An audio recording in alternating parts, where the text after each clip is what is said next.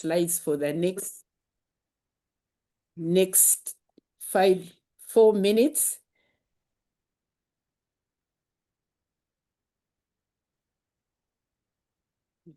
Dr. Philippa online.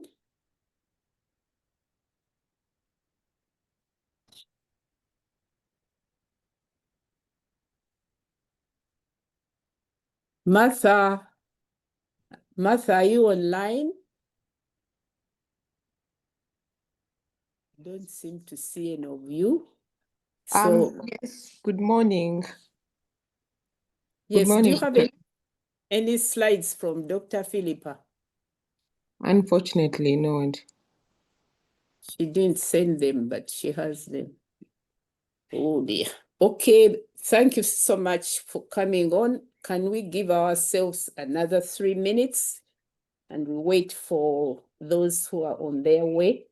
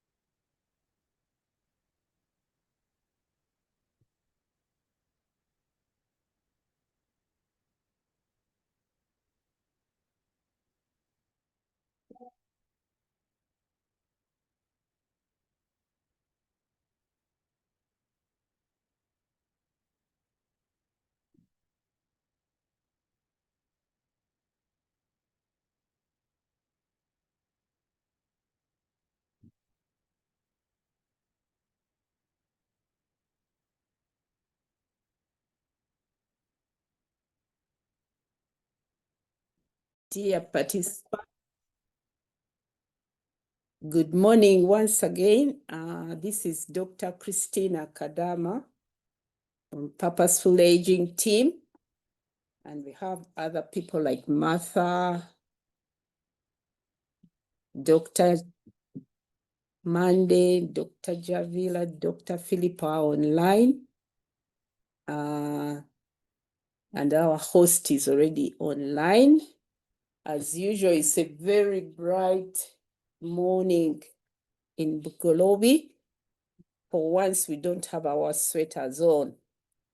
And I hope all of you are nice and warm this morning like we are here. And we're ready to start. Yeah, our topic this morning is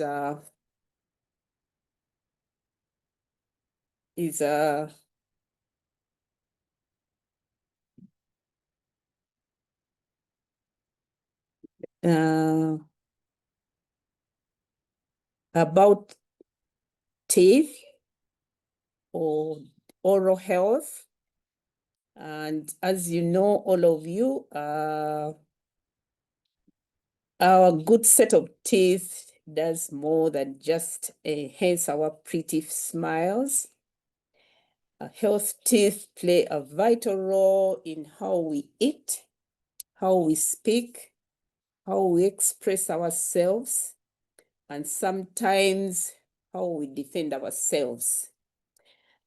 Teeth can be a source of comfort and confidence, and as we grow older, their care becomes even more important.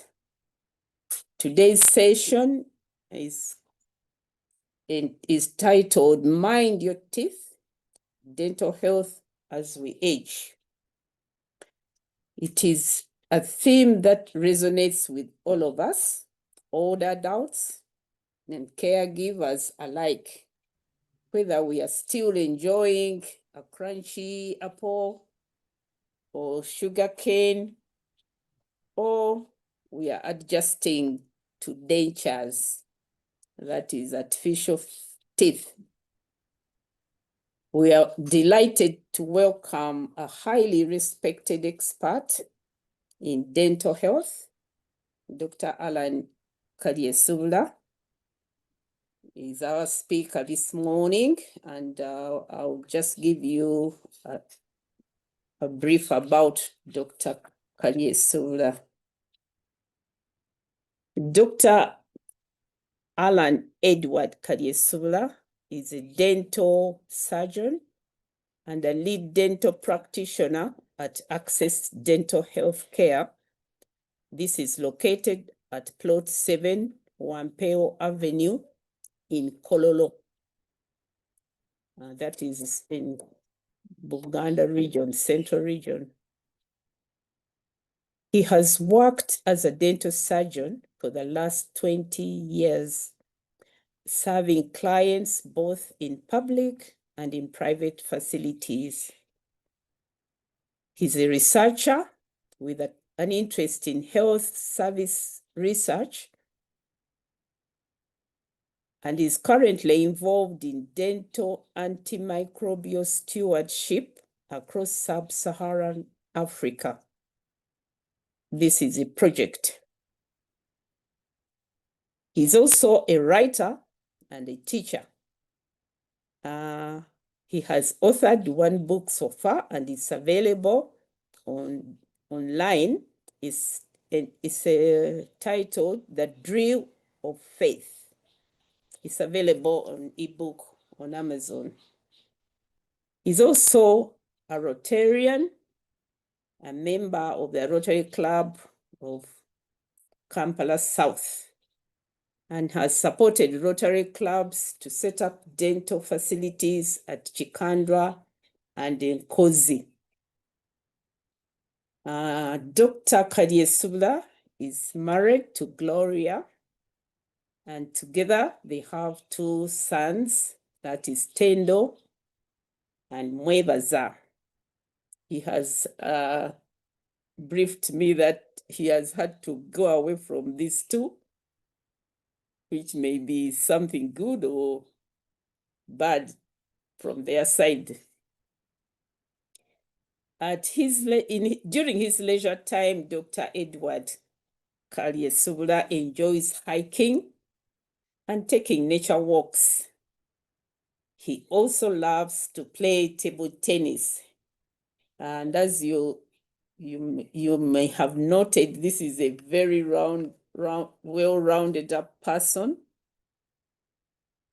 I'm sure we are going to have a very, very good session, a down-to-earth session with him this morning.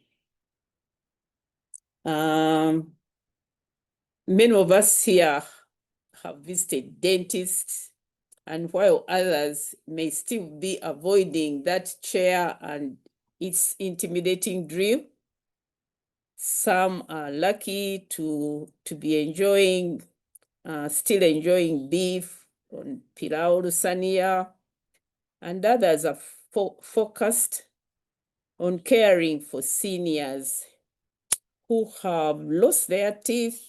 That is, now they are using artificial teeth. So it's a group of a mixture of us here online with different views about our mouth, our oral cavity. But we are sure, whatever the situation we are in, today's session is designed with you in mind. Dr. Kalyesubula, good morning. Yes, good morning, Dr. Christine. Thank you very much for that kind introduction.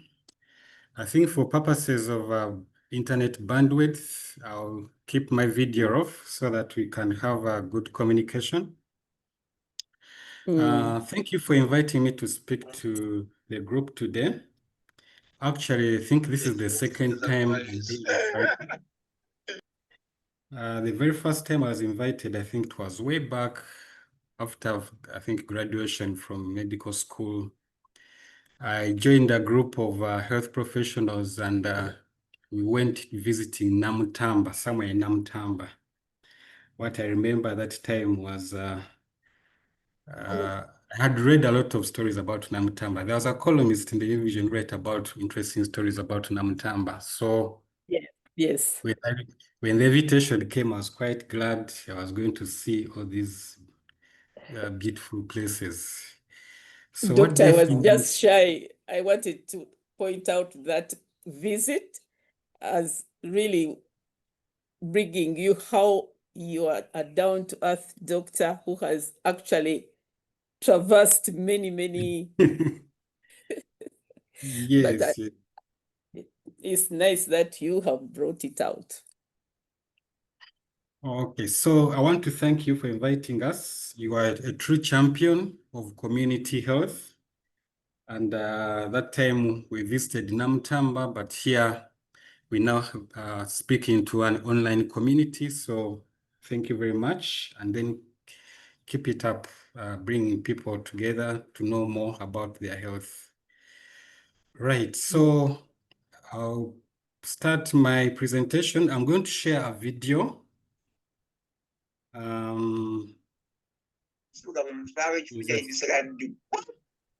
If I can share.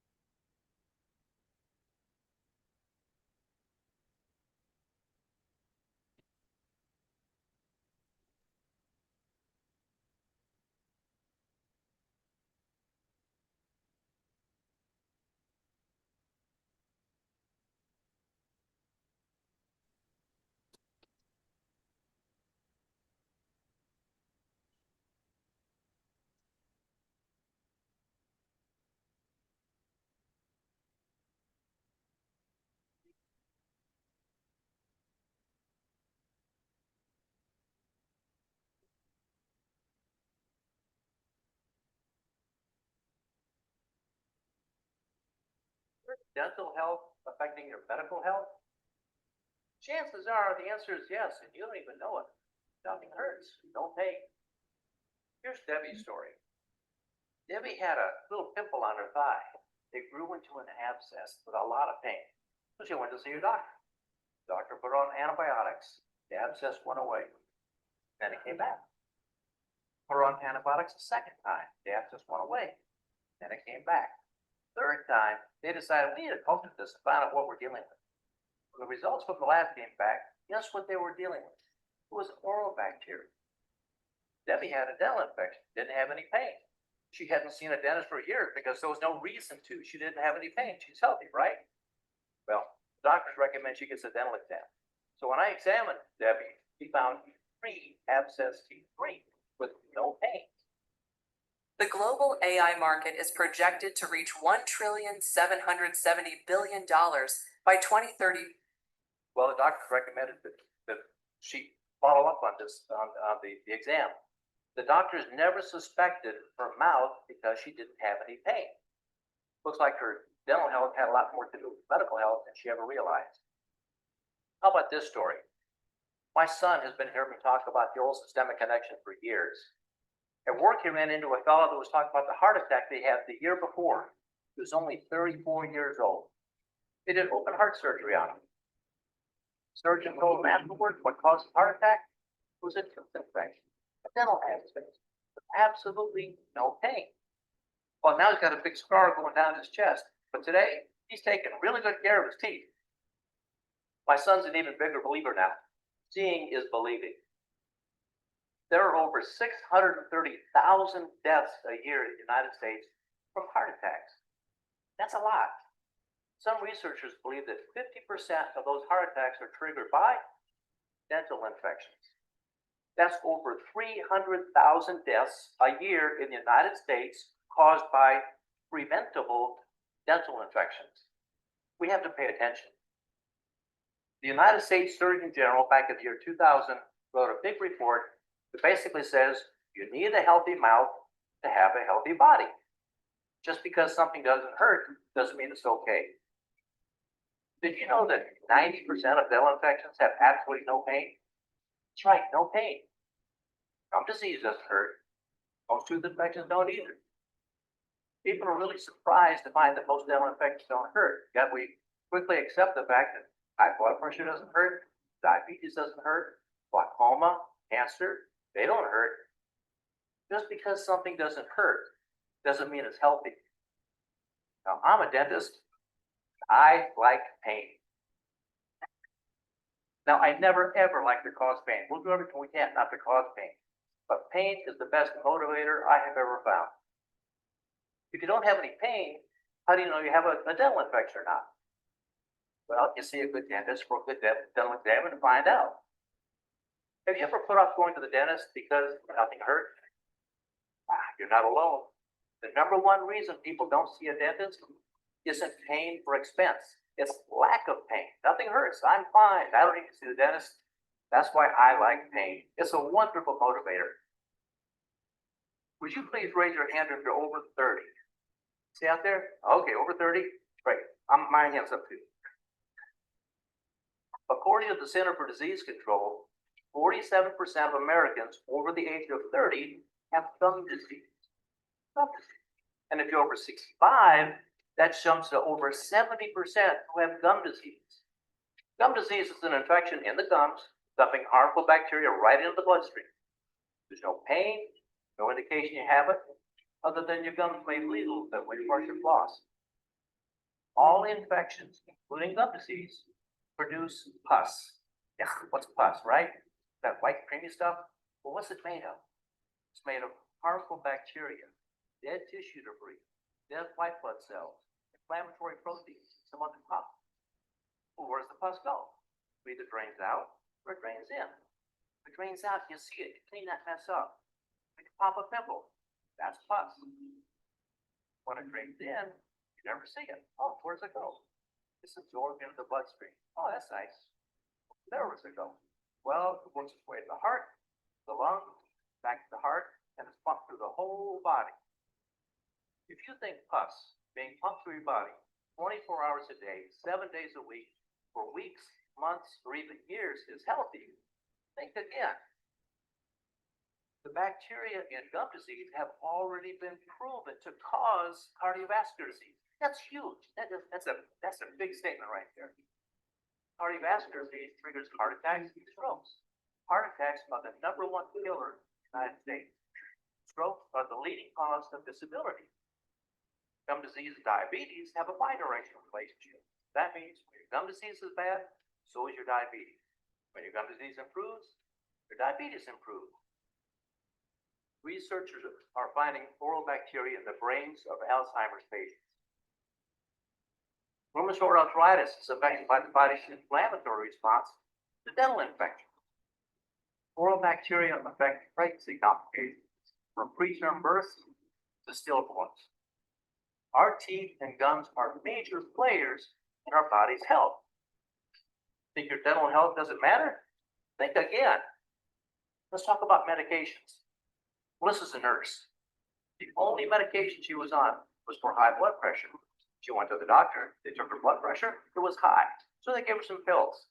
Her blood pressure went down. Everything's okay, right? Well, when we examined Melissa, we found an abscess on her lower left molar. Big old abscess, no pain. Felt a little bit different, but didn't have any pain. So we put her on antibiotics. A few days later, removed a hopeless tooth. She came back in about 3 weeks and said, "Hey, guess what? I don't need my blood pressure medication anymore." Can a dental infection raise your blood pressure? Absolutely. An infection anywhere in our body can raise our blood pressure. Our body is fighting the infection. We have to find and eliminate the source of the disease, not just treat the symptom. Physicians were never trained to ask for a dental health report for their patient's dentist. Maybe a dental health report should be included with a complete physical exam. If we examine the mouth, we just might discover the source of some of the diseases our doctors are continuing to treat with numerous medications. It's worth a good oral exam. Think dental health isn't affecting your medical health? Think again. When the doctor tells you you've got an infection somewhere in your body, I don't care, your heart, your lungs, your brain, anywhere in your body, our first question should be, Where did the bacteria come from? Unless we have open cuts, wounds, sores somewhere in our body, there's a good chance they're coming right through our body's front door, our mouth. If we can keep our mouth really clean, we're helping to remove or eliminate bacteria that have already been proven to cause or affect heart attacks, strokes, diabetes, Alzheimer's disease, rheumatoid arthritis, pregnancy complications, and they're adding more to the list every year. I think dental health is important. Think again. I want to share with you 3 simple steps you can do to have a healthy mouth. Maybe help avoid some of these horrible diseases. Step number 1, begin at home. Thoroughly clean your teeth every day at home. Think you already are? Think again. I've been looking at your mouth for 40 years. I can guarantee you the vast majority of you are not doing near as good a job as what you think you are. It takes a lot more time to thoroughly clean your teeth than it does money. I just made a $27 ebook in 2 minutes using AI. Watch how I did it, so you can do it too. Here I am. It takes 5 to 10 minutes to thoroughly clean your teeth. You can't do a good job in 2 or 3 minutes. The average person spends 30 seconds or less. We have to be better. Thoroughly cleaning our teeth 1 time a day is much healthier than doing a mediocre or a so-so job several times a day. Now, thoroughly cleaning our teeth is a lot harder than we think. Now, I'm not about to tell you the best way for you to clean your teeth, because I don't know what's going to work best for you. Personally, I'm not hung up on technique. I could care less. I'm hung up on results. The object is to get the bacteria off the teeth without damaging the tooth or the gums. There are a lot of right ways. There are a lot of wrong ways. I like an electric cleaner, but you can use a manual one. It just takes longer. I like directed water irrigation, but you can use dental floss or those little brushes that fit in between the teeth. Bacteria love to hide where a toothbrush can't reach. Go to the store, go online, look at the different products that are available. Find out what works best for you and use it. So step 2 is to grade yourself. If you ever take a test and it's never graded, how do you know how well you did? You don't. Okay? Plaque is the same color as your teeth. How do you know you got it off? This is how you can tell. This is called disclosing solution or disclosing tablets. Some of you know what they are. They stain the bacteria on your teeth. It's available over the counter or online, and it's really inexpensive. Now, don't use this before you're heading out the door to go somewhere. It's going to give you red lips or purple tongue for a little while. But here's how you use them. Clean your teeth as thoroughly as you can, or in your mind, you have done a great job. Now chew up one of these tablets, or bean it on some of the solution. Then take your tongue and swish it all over the place. Rinse your mouth out with some water. Now go look in the bathroom mirror. Go look inside there. Get a flashlight if you need to. Look inside. Wherever there's stain on your teeth is where you still have bacterial plaque. That doesn't mean you didn't brush there. That just means you didn't get the bacteria off. Now go back and take the bacteria off. This is when you begin to learn what it really takes to thoroughly clean your teeth. It's a lot harder than we think. That's why it takes 5 to 10 minutes. If our kids learn how to thoroughly clean their teeth, you're going to save a lot of money on dental expenses. Plus, you just might have some help with your kids. That'd be nice. Yeah. Now, our job is to be the example. That means we have to spend 5 to 10 minutes ourselves thoroughly cleaning our teeth every day. Our kids learn a lot more from what we do than what we say. Now, step 3 is to see a good dentist for a good dental exam and do whatever it takes to have a healthy mouth. When I look on the highway, not everybody's driving a Cadillac, but everybody needs transportation. When it comes to your dental care, you don't need a Hollywood smile to have a healthy mouth. But you need a healthy mouth to have a healthy heart. There are many different options you have. You get different choices. Find out what they are. Taking care of your dental health is not selfish, it's smart. You can have a healthy mouth for a whole lot less than it costs to stay in the hospital for 1 to 2 days. Not to mention the cost of time missed from work or from school, plus the emotional pain for the whole family. Now, you may have to make a financial investment in your dental health. That's okay, but only If you're willing to spend that 5 to 10 minutes every day thoroughly cleaning your teeth. Otherwise, you're just throwing your money away. Think your dental health isn't important? Think again. It's absolutely necessary for complete medical health. Debbie had pain, that drove her to see the doctor, unless she came in without any pain. Both of them had dental issues causing medical issues. Either of them. How about you? Do you have a dental issue causing a medical issue right now and don't know it? If you raise your hand earlier, there's a good chance you just might need to begin connecting the dots between our mouth and the rest of our body. The Surgeon General was right.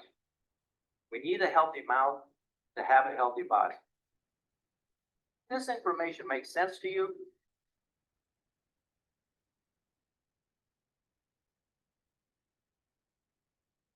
Thank you. Hope that was quite informative. I found it informative when I was presenting my notes. So definitely it cannot go without emphasis that good oral health is part of general health.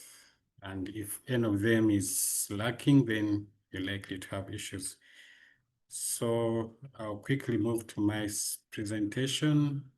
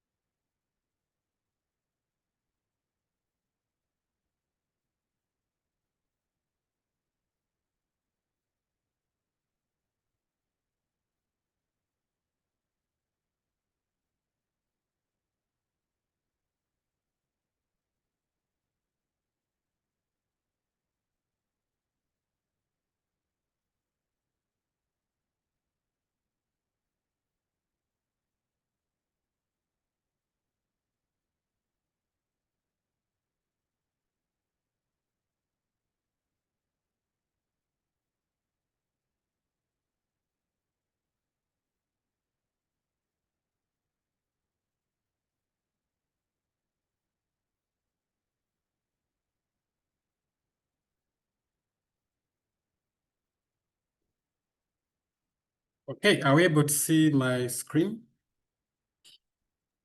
Yes, yes, we can. Okay, so thank you very much. A quick recap of that video. That's Dr. Charles strengthening the importance of looking after our teeth. And sometimes if nothing hurts, then we don't see a reason why we should go seek care. But as we know that dental issues can silently be going on in your mouth when you don't know. And then what you think is something that's not harmful may be affecting another body's organ or system somewhere. So it's good to have your teeth checked out. So this is my presentation today.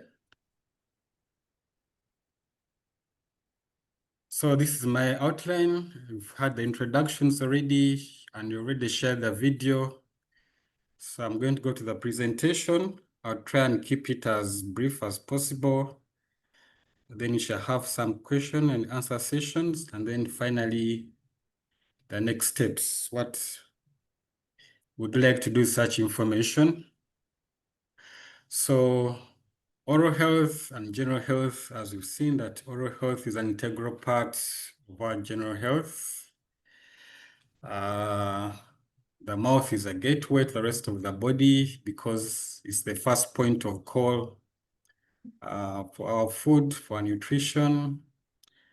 And then good oral health is important across the life course. Now, from the time we develop teeth, that's at about 6 months, to the time when you leave this world, the teeth are there in our mouths. And actually, teeth were designed by the creator to outlive us, because even when you've gone and your bones start decaying, your teeth remain and stay for probably another hundreds of years, because this has been found to be in many excavations they've done. They found that the teeth remain intact even long after even after the bones have decayed. So the teeth are meant to live a lifetime and beyond. So according to Dr. Lane Brennan from the Harvard School of Dental Medicine, he says that good dental health not only protects against gum diseases and gum inflammation, but can protect against many other age-related diseases, as you see in the presentation, that the germs or bacteria that cause dental diseases can swim through our bloodstream and go and affect organs in distant areas of our body. So it's important that we keep this bacterial load to a low. A famous person once quoted that if purpose is not known, then abuse is inevitable. So if we don't know the functions of our teeth and gums, then probably we're not going to take very good care of them. So what are some of the functions of our teeth? Of course, they help us to smile, help us to chew our food, help us to talk. There are some sounds that you may not make if your teeth are not aligned properly. For example, if you have a space between the teeth, if you have a gap, you're more likely to speak with a lisp because of those lingual sounds that we make.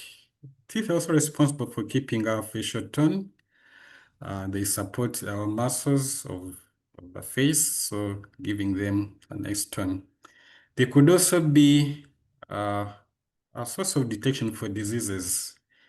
There are some diseases, if they are present in the mouth, then they could be a signal of something happening in the other parts of the body. So why is dental care important? Taking good care of our teeth is important because it helps us prevent our teeth from decaying. That way we're able to also look after our gums and therefore prevent gum disease, damaged gum tissue and underlying bone, which supports our teeth. If these are damaged, then our teeth can start to feel loose and then they can easily be shed out. Not to mention bad breath. Of course, if we don't take good care of our teeth, we'll not have a very good fresh breath, and then the people around us may not take it very lightly when you're speaking to them and you're trying to interact with them, and you find that our breath is not very pleasant.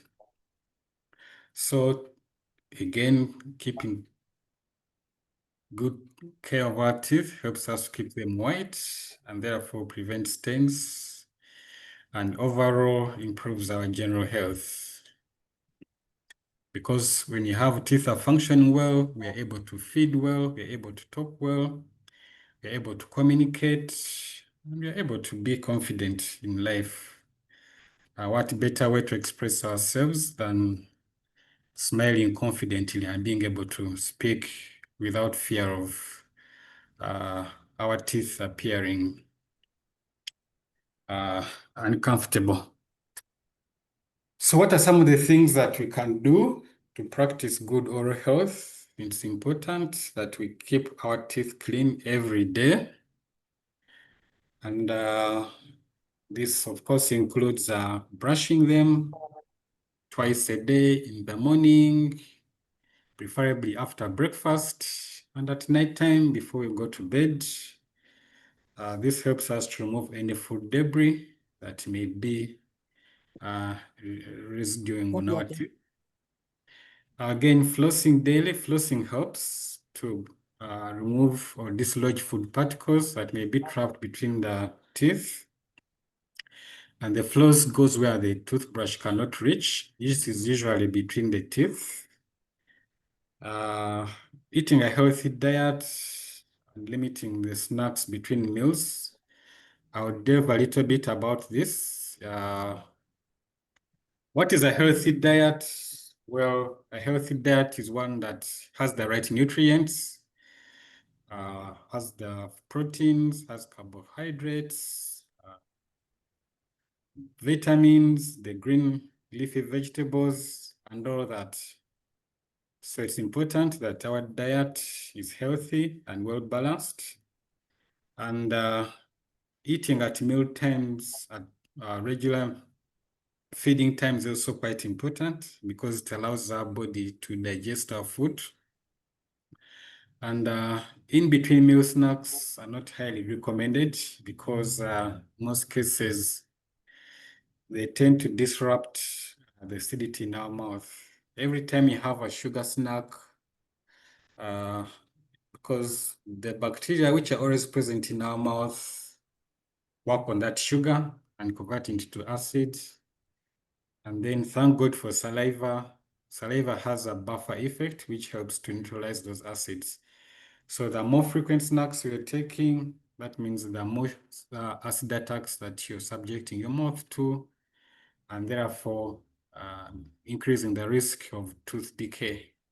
So if we keep the snacks to a minimum, but have regular meals, that way we are able to increase the rate at which our teeth remain healthy. Replacing our toothbrushes maybe every 3 to 4 months, or the sooner we find that the bristles are frayed. Here I would recommend if you can get yourself a soft to medium toothbrush, that will be quite gentle to the gums so that you will not harm the gums when you're brushing them. And then scheduling a regular checkups. Twice a year would be good, but in case you can't do twice a year, at least once a year should be good enough for you to have your teeth checked by a good dentist so that anything that can be coming up is easily picked up. So why are regular dental visits important? They are important because when you go, the dental professional will check your teeth, will check your gums, will check under your tongue. And if they find that there's tartar, plaque that is starting to stick up, especially in the lower front teeth, then it can be washed off. That tartar harbors a lot of bacteria, and it is those harmful bacteria that are responsible for getting into our bloodstream and causing diseases in other parts of the body.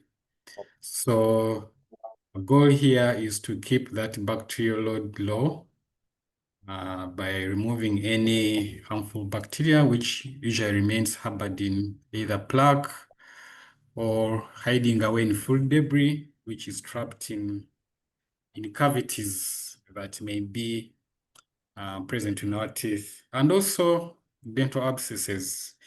If a dental infection goes untreated for a long time and the tooth decays, then you have an abscess forming in the bone. And then once that abscess drains into the bloodstream, then you have those bacteria swimming away through your blood to go and cause problems in other parts of the body. So professional cleaning usually involves removing the tartar using a dental machine called a scaler. And then after that, they're polished to restore the smooth shine on them. And then the rest is just you to do the regular checkup, the regular maintenance at home. So I must emphasize that dental health is maintained in the home, and then it's only repaired in the dental clinic. So you do most of the work yourself at home, and then once a year you go and have the teeth checked up, and then if there are cavities starting to form, they can be refilled, and if there's a buildup of limescale in your teeth, then it can be washed off. So if you don't take good care of our teeth, what could happen? Well, we could increase the risk of developing endocarditis.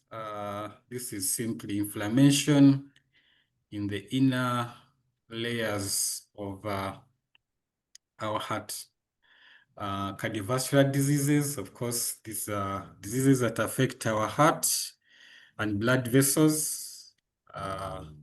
As the bacteria move, they cause vegetations in those areas, and then those vegetations can simply break off and swim through the bloodstream and block off a blood vessel somewhere in any of our major organs. Could be the lungs, could be the brain, could be the heart itself. So, or even the kidneys. So it's quite important that we attend to that. We could end up with some diseases in the lungs, as we've seen. Recent research has also linked poor oral health to premature birth and low birth weight. Again, this is research that's still ongoing. So it's quite important that ladies who are expecting take good care of their teeth and gums to try and keep the bacterial load in their mouth low for the sake of their unborn babies. Again, diabetes, osteoporosis, and Alzheimer's disease. There is one of the papers I was reading. It's called the Journal of Post-Acute and Long-Term Care Medicine. From their 2021 issue, they found that tooth loss from gum disease, if you don't take care of if you don't take good care of their teeth, then they start to feel loose and then they eventually get lost. So if teeth are lost through periodontal diseases, then that may increase the risk of dementia. Now, dementia, I think, in addition to maybe blindness and deafness, I think loss of memory is another serious concern about people who are growing older. So again, bacteria of dental origin have been linked to development of dementia and Alzheimer's disease. So the results from these studies found that older adults who had lost more than one tooth had almost 50% higher risks of developing cognitive impairment and 28% higher risk of being diagnosed with dementia. So these bacteria can still go into your brain and cause problems there. So we cannot overemphasize the importance of looking after your teeth and gums, even in old age. So what are the 5 signs that you need to see a dentist? We have 15 signs here for you. If your teeth are sensitive, either to heat or cold drinks, if your gums are puffy or if they bleed a lot when you brush, it's a sign that the gums have been inflamed. If you have fillings, crowns in your mouth, this will need a regular maintenance just to check that they're still okay and serving well. So you need to have them checked regularly. If you don't like the way your teeth look, if they're looking stained, they're looking tainted, black with decay. If you have persistent bad breath or bad taste, it could be a sign that something's going on in your mouth, and then you need to have your teeth checked. You've already mentioned pregnancy, people who are expecting, or to go visit the dentist, just to make sure that their teeth and gums are healthy for the benefit of their unborn baby. If you've got any pain or swellings in the mouth, it's a sign that probably we could have a diseased tooth causing that swelling. If you have difficulty chewing or swallowing, if you have family history of gum diseases, I think we all do have history of gum disease and probably toothache, because the longer you live, the more you're likely to pick up those if you've not taken good care of your health. So medical conditions such as diabetes, cardiovascular disease, eating disorders, HIV,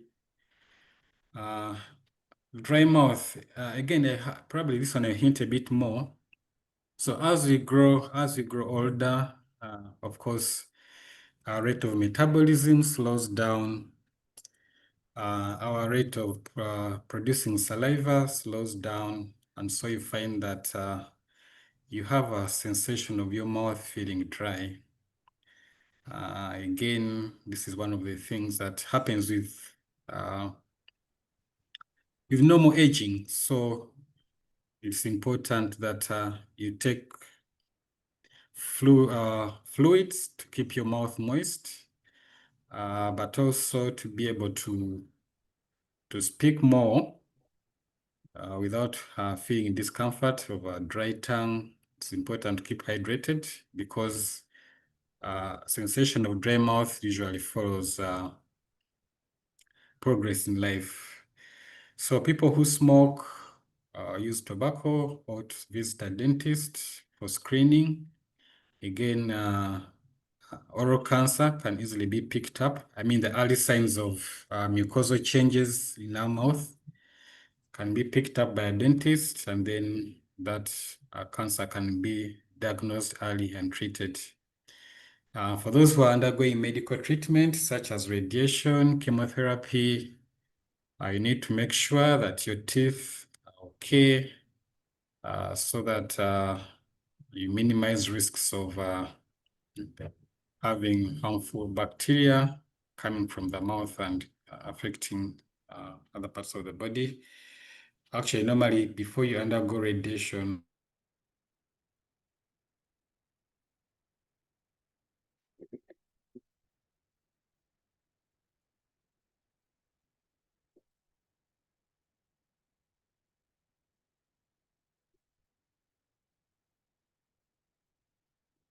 Dr. Kalyesubula, are you still there? Seem to have lost you.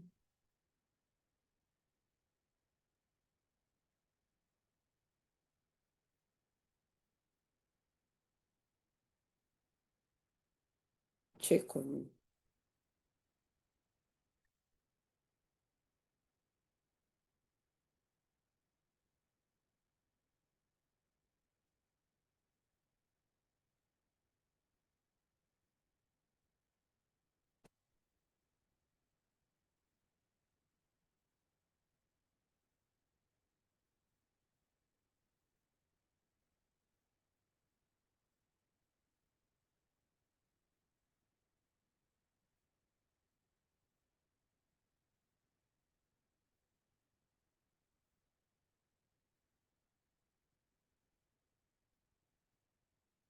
So I've lost Dr. Kalyesubula.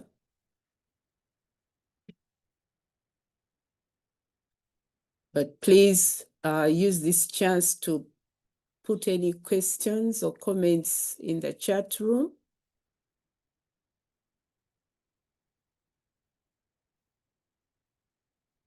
Oh, he's on. Doctor, you're muted.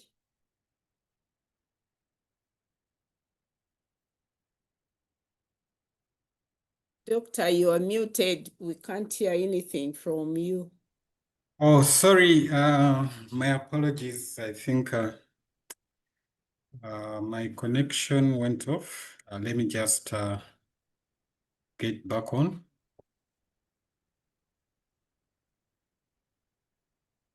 So we're going through the list of 15. Yes, we're going through the list of 15. I think the last one was spots or sores that don't look or feel normal. That one you can always have them looked out for. So you need to see a dentist. What I'd recommend is that find one who probably you've seen for a long time, because who have a record of your oral health. But if you find that you don't have a dentist that you can visit, you can be welcome to visit any of our practices. If you find that that sign, Access Dental Care, I think you're welcome to visit us. And what we did is that we came up with some good plans for people who may not be able to access dental care regularly. So we came up with some packages where you can either bring your family or your company or your individuals, and then you are sure that you have your teeth checked once a year and have 2 cleanings. So for more information, you can always call that number, and we shall always be glad to see you in our practice. So what's the summary of our discussion today? What are the take-home messages? It's that a healthy lifestyle is important, not only for our general health, but also for our oral health. We need to think about what you're eating. We need to look out for a healthy diet, lots of vegetables, lots of fruit, proteins, not so much carbohydrate at this age, but enough to supply our energy needs. We need to have regular exercises. By exercising regularly, we keep our muscles exercised and toned. And sleep is quite important because it allows us to relax and refresh our bodies. Hydration, I mentioned hydration. It's important to take enough water so that we keep our bodies hydrated. And then lastly, community. It's important that we have community, have people we talk to. It's important for our social interaction, but also we get to learn from each other. So if you have a regular community that you visit, interact with, chances are high that you're able to get some good information that can help with your health. The other thing that I can summarize that you need regular home dental care. And this is quite important because most of the work is done at home. It's important that you make some time and brush your teeth twice a day, in the morning after breakfast, then at night time before you go to sleep. Again, flossing is quite helpful because it removes food particles that are lodged between our teeth where the toothbrush may not be able to reach. And again, using a soft toothbrush and a fluoride toothpaste is quite helpful because it helps to keep our teeth strong. Then have a regular dental checkup at least once a year to have a good dental professional look at your teeth so that you can quickly fix anything that may be starting to cause a disease. And then read a book, a health journal. This will keep you updated to the current medical breakthroughs or recent innovations that can keep you interested in your health, but also to learn more. They say that we never stop learning, and then once you stop learning, then you start dying. So let's keep refreshed and energized by reading regularly so that we get more information. The references, that's a good one. Staying Healthy, the Senior's Guide to Dental Care. I know there's an online journal called Healthbeat, and it's the journal of the Harvard Health Medical Publishing, so it's quite a good one. You can always have, it's a regular journal. They talk about dental health, they talk about medical and other things, exercise, so many. So that edition, the Senior's Guide to Dental Care, is quite a good one for you to read and keep yourself informed about recent advances in dental care. So I think I'll stop the share right now, and then we can have a discussion, answer any questions. and things that you may need me to clarify, I'll be happy to answer. So thank you very much for listening. Thank you so much, Dr. Kalyesubula, for this presentation.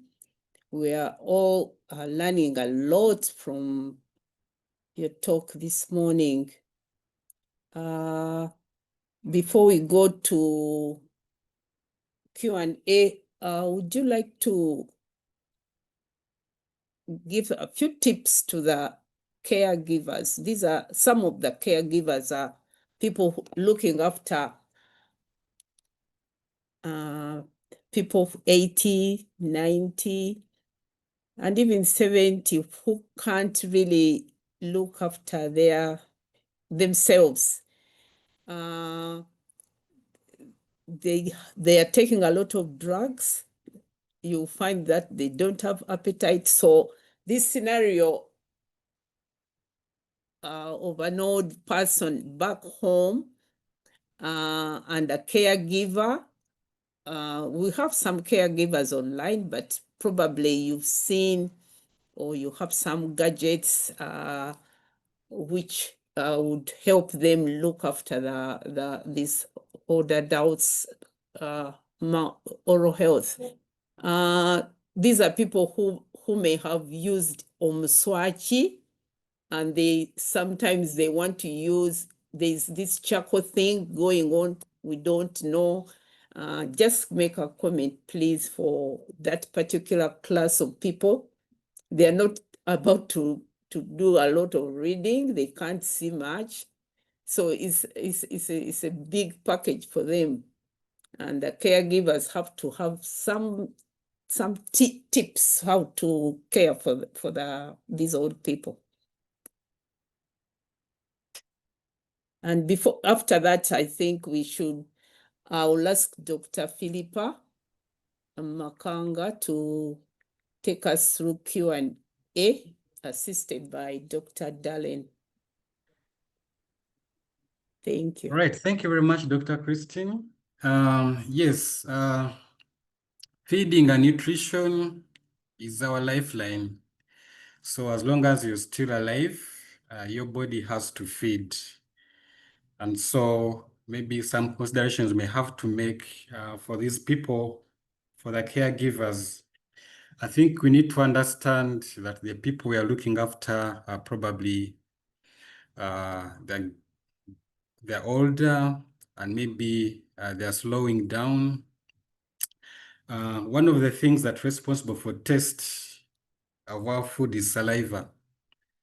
And as such, digestion starts with the saliva, salivary amylase. That's one of the enzymes we find in saliva. It should be able to mix with our food before we swallow.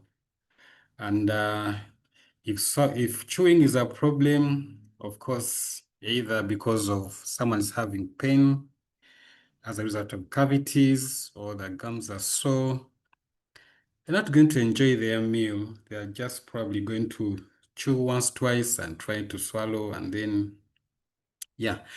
But anyway, it's important that the caregivers understand that the food may not be taken up as quickly as someone who is younger. So be patient with them. Allow them to chew their food and then swallow. Provide some drinks because we know that the saliva production has gone down in older people. So the rate at which they're chewing, the rate at which the food is softening for them to swallow is going to be slower. So allow time for them to chew their food, but speak to them, find out what's happening. Is the food not tasty? Of course, taste is also a function of the taste buds in the mouth. So as you grow older, even you lose the sense of taste. So maybe may need to add a little bit of flavor to the food to make it a bit attractive. Talk to the person, find out what the issue is, and then you can try and make their meals more appetizing. What's important is, of course, knowing their nutritional requirements for that age. I think less of carbohydrates, more fruits, vegetables, protein. Of course, you have to always keep replacing our worn out body cells, so proteins are quite important.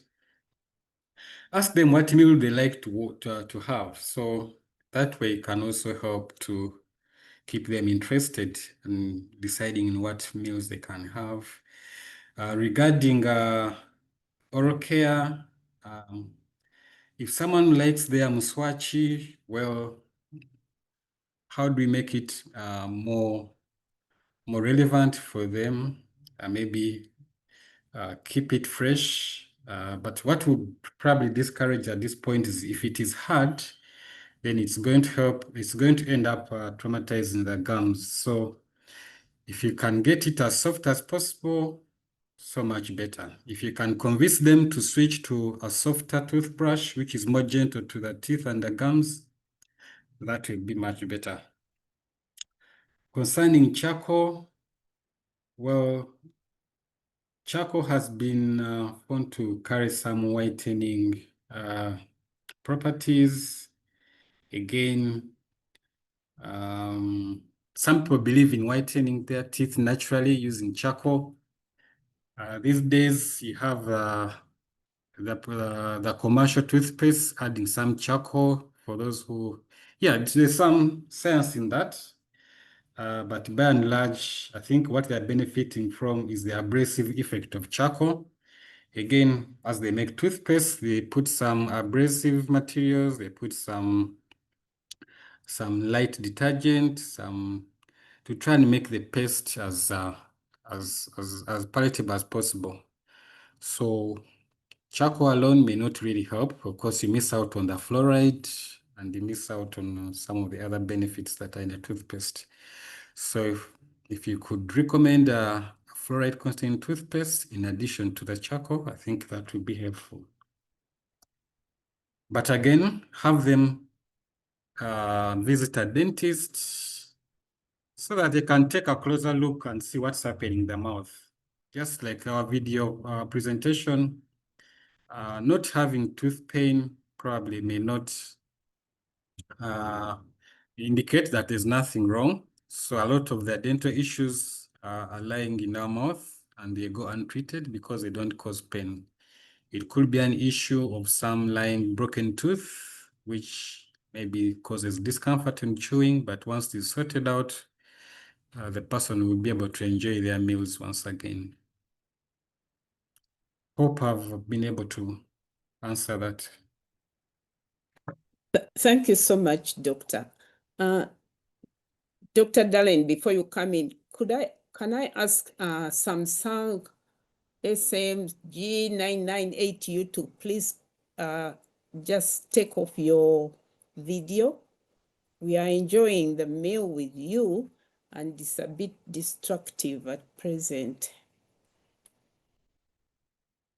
Sorry, but please help us and take off your video. And Dr. Darlene and Martha, could you kindly take us through the Q&A session? Thank you. Okay.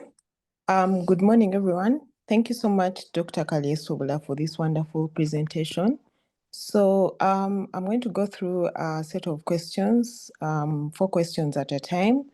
So the first person asked, there are so many brands of toothpaste on the market. Which best do you recommend? And is mouthwash mandatory for daily use? Then the other person said that Dr. Kalyesubula has not talked about his book on dental health. Then this other Sanyo said, what causes the fall off of the cement after a root canal? Then what is the magic behind using sticks for brushing? Is it healthy? Let me stop there at the moment.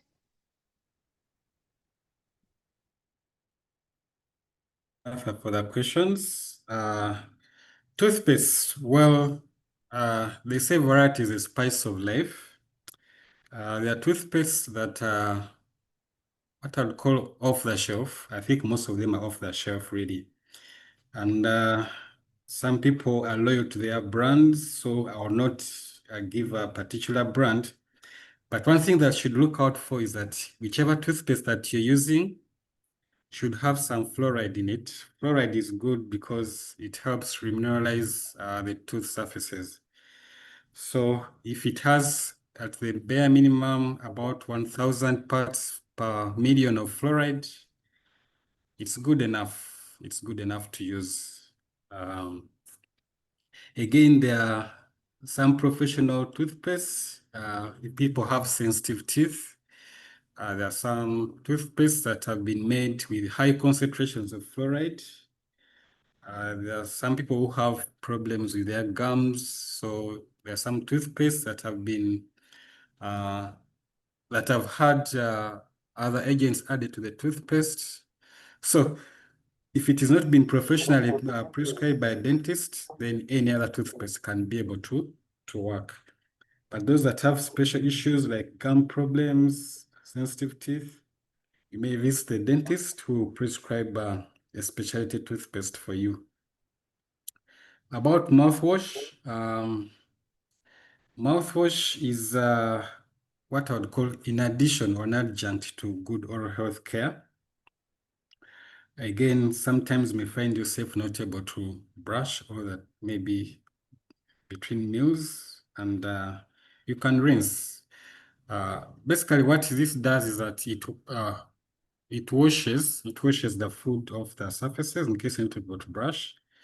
There are some mouthwashes that are prescription, most especially for people who have gum problems or dental problems, because they have some antiseptic properties. So again, these are prescription only mouthwashes. Some have been made for everyday use. You could use one, but I would recommend that not to have one for probably longer than 3 weeks, because they also have an unwanted effect of loss of taste. So if you use a mouthwash for a long period of time, you're likely to suffer from altered taste. So keep it probably 2 to 3 weeks. It's been prescribed that way. Yeah, so the book that I wrote is actually not a dental book, but it talks about my dental journey. I went through the School of Leadership and we had to write a book. So of course, when you go and make speeches, talks, people say, "Oh, I like your story. Have you written a book?" So I think it was in 2022, I wrote a book.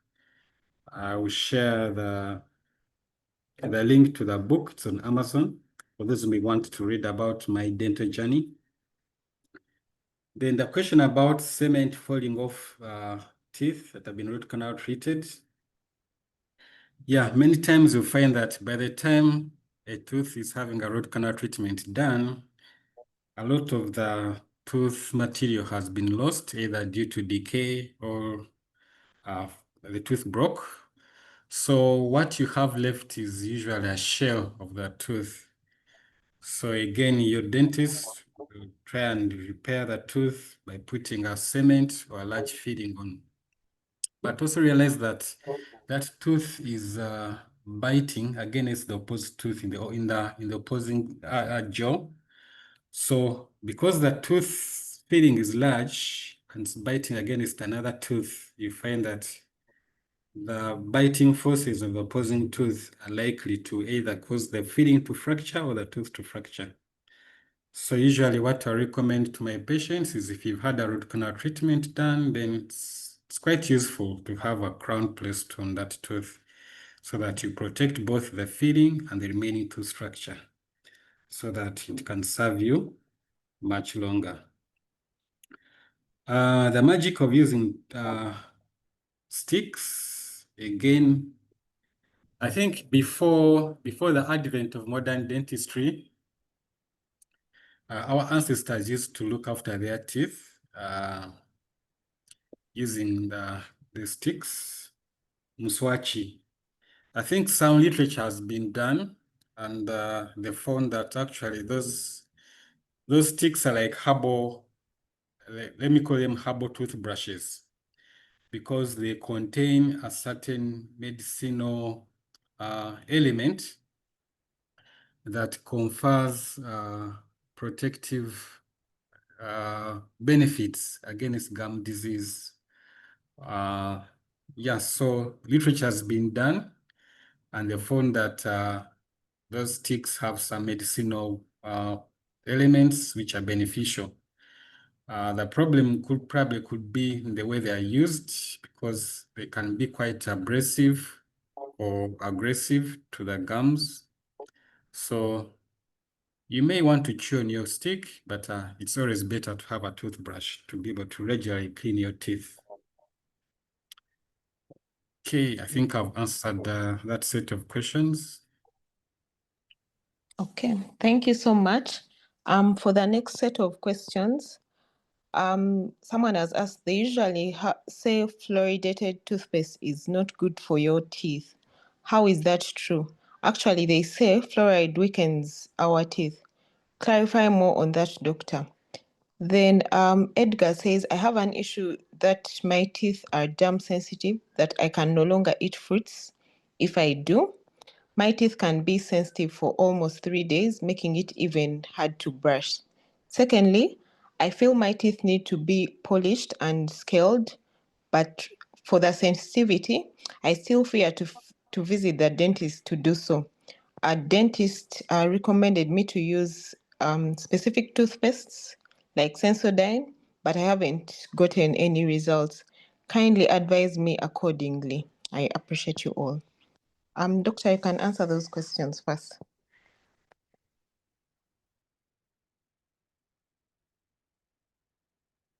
Thank you, Martha. Thank you for those who have posed those questions.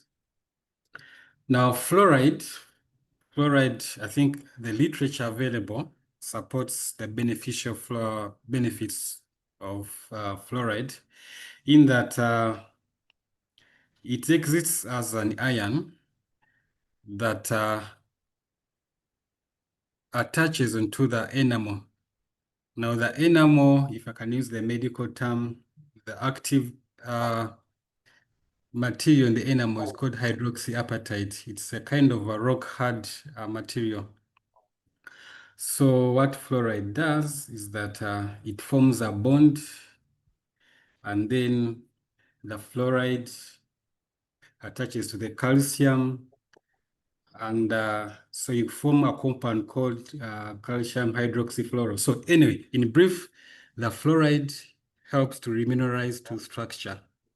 I think all the literature that is available supports that, and many studies have been done with people who use fluoride, those who don't use fluoride, and it's been found that those who use fluoride toothpaste, their teeth tend to be more resistant to tooth decay. Again, it doesn't mean that the more the fluoride, the more the better. It has to be used within a certain concentration, much so that if you have high concentrations of fluoride, that can also be harmful. If you have had a look at, if you have visited people who live in the Rift Valley regions, that's in Fort Portal and some areas in Turkana in Kenya, where their water has very high fluoride, again, very high fluoride causes mottling of the crowns of the teeth. So, but fluoride is beneficial. The literature supports that, and it's been present for a long, long time, more than 100 years. I think that is a tested molecule. Regarding sensitive teeth, again, there are many causes of teeth to be sensitive. Maybe the tooth surfaces have worn out, and therefore the middle layer, which is the dentine, which has nerve endings, has been exposed. And so in such a circumstance, then the teeth will feel sensitive to anything: heat, cool, cold, sweet, acid, anything. So always good to have them checked out, seek professional care from a dental surgeon who will examine your teeth and will give the relevant professional advice. These days, there are agents that give instant relief. to sensitivity. And there are quite a number. There are vanishes, there are toothpastes, there are even mouthpieces that can be able to treat that. So visit a dentist and have your teeth checked out so that we know what is the real cause of that sensitivity and then to be addressed. Okay. Thank you. Thank you again. For the next question, what causes food to hide at the back of the wisdom teeth?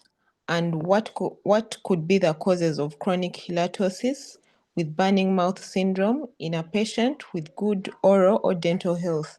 And how can this be managed?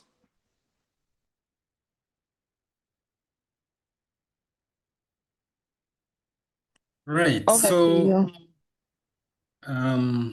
food to hide at the back of the teeth. The mouth, okay, ideally we have 32 teeth as adults. Again, now may be lost as we progress. Now you find that behind the last set of teeth, which are the wisdom teeth, is a gum flap. That's between. So we may have that flap growing bigger, and so you have food lodged in between.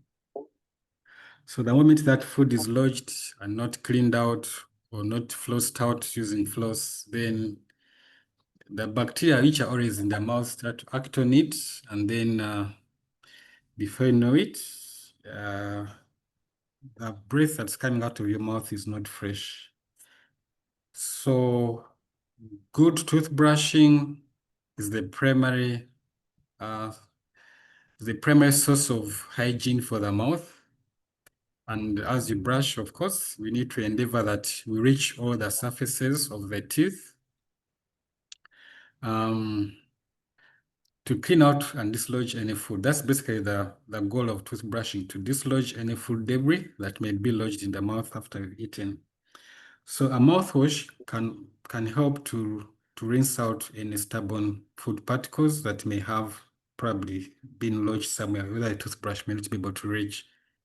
So after you've brushed, you've rinsed, I think that should be able to provide a sufficient care for the teeth. In case there are any more doubts, you can always visit a dentist and then they can be able to check out more. Using a little mirror, they can be able to reach further at the back and see if there are problems that could be causing that. Concerning halitosis, halitosis is a medical term that's used to describe bad breath. Again, like I mentioned, the mouth is the gateway to the body. I remember when we were young, we used to have that diagram of the alimentary canal. It starts with the mouth, then as you move back, then there is okay, we call it the esophagus. So the mouth communicates with other regions in the body. It communicates with our stomach. It communicates with our lungs. Sometimes a problem that's in the lungs could probably be manifested in the mouth, because our breath, before it goes to the lungs, it can mix with air coming from the mouth. So those areas are interconnected, and so it's good to visit a physician who will investigate. But the commonest causes of halitosis are usually of oral origin, could be having food debris or caliculus, which is basically limescale that has built up. We could have periodontal disease, which is gum problems. All those can cause bad breath. However, after they have exhausted all the possible dental causes, then they can consult a physician who can always look further. Again, problems in the stomach or the lungs can contribute to bad breath, because the mouth or the oral cavity communicates to all those other organs or cavities. So have a dentist check it out. If they rule out and they find no dental problem, then they can always refer you to visit a physician who can always look at it wider. Okay, thank you so much once again. For the last set of questions, is it healthy to brush with salt, especially when one has a toothache? And what causes children's teeth to grow on top of the other without shaking first? Then the last question is, can one go to a dentist to remove tonsil stones? Over to you, doctor. Right. Is it healthy to brush with salt?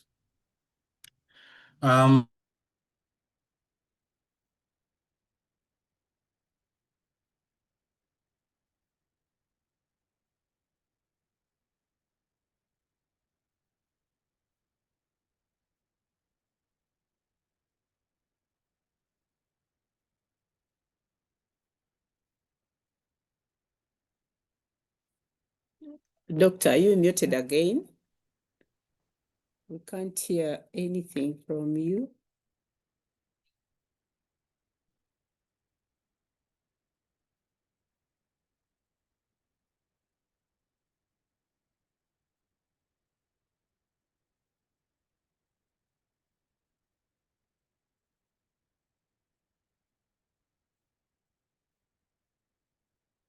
Dr. Kalyesubula, we cannot hear you.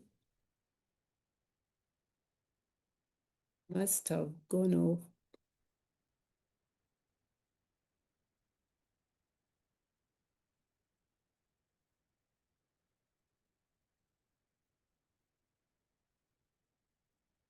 Martha, did you pick the contact for Dr. Kalyesubula? You could post it in the chat.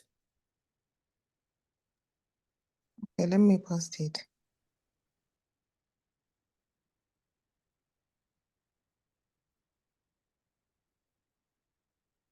He has somehow gone off.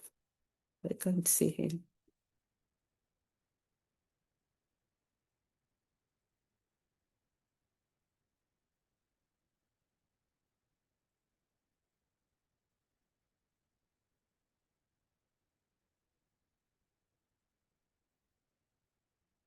So remember, for this glitch, we'll post the questions which have not been answered to him. And if you have we have your address, email address, and telephone, we can always get back to you with the answers. I'm not quite, he had already given us his contact, but we are trying to share it again with you. And